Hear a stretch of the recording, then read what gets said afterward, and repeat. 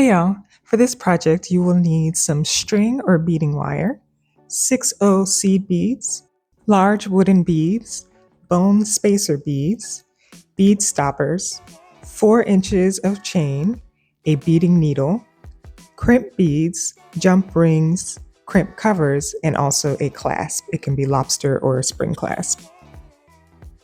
I start by cutting even pieces of string for each strand that I'm going to add to the necklace. Today I'm doing 3 strands, so 3 pieces of string.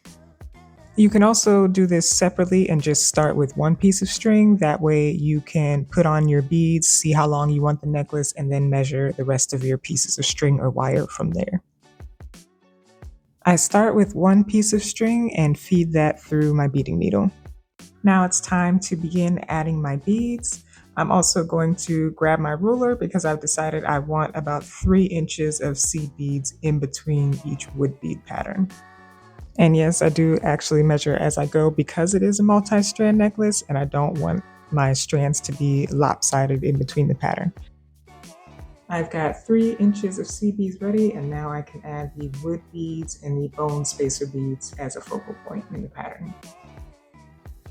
I'm going to continue with the same pattern down the first strand of 3 inches of seed beads and the wooden and bone bead focal point until I get to the desired length of my necklace. The first strand is complete and I'm going to add the second piece of string to my bead stopper. Switch the beading needle to this piece of string and go ahead and thread the first 3 inches of seed beads.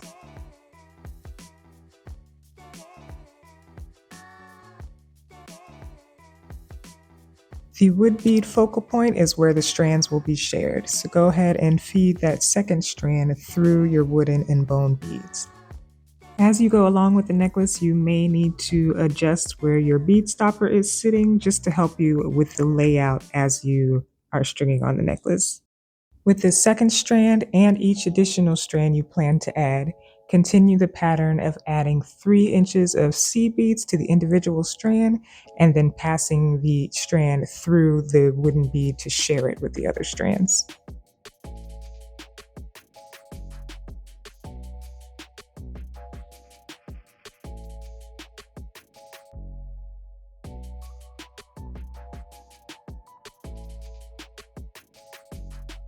I've finished the beading for all 3 strands, and here's how it's looking so far.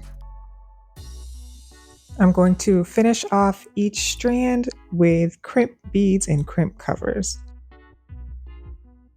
Starting with the first strand, I'm going to add the crimp cover first and then the crimp bead.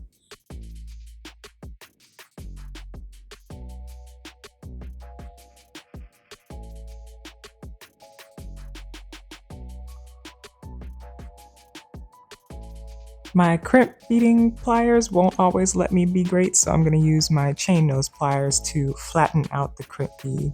Then I come back in with my crimp pliers and fold the crimp bead onto itself so that I can tuck it into the crimp cover. Once you've got it nestled in the crimp cover, you can go back with your chain nose pliers to close that.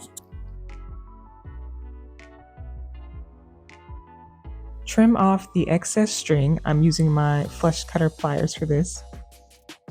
And then I'm going to use my round nose pliers to close the top loop of the crimp cover.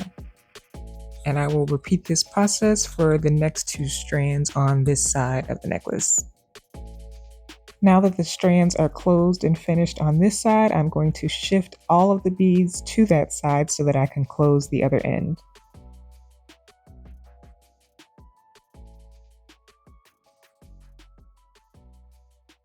I'm repeating the same process with the crimp cover and crimp beads on this side. However, it's just going to take a little more focus and concentration because you have to do it right up next to the bead.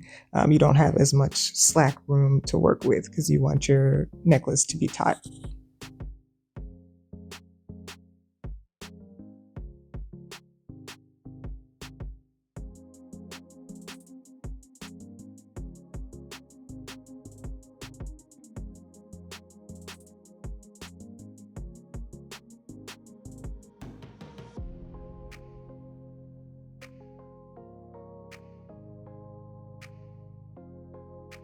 All right, all the strands are closed off.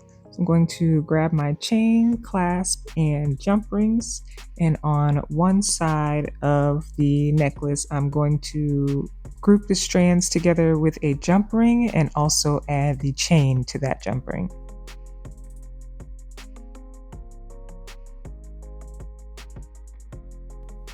On the other side, I'm grouping the strands together with the jump ring, but this time adding the clasp.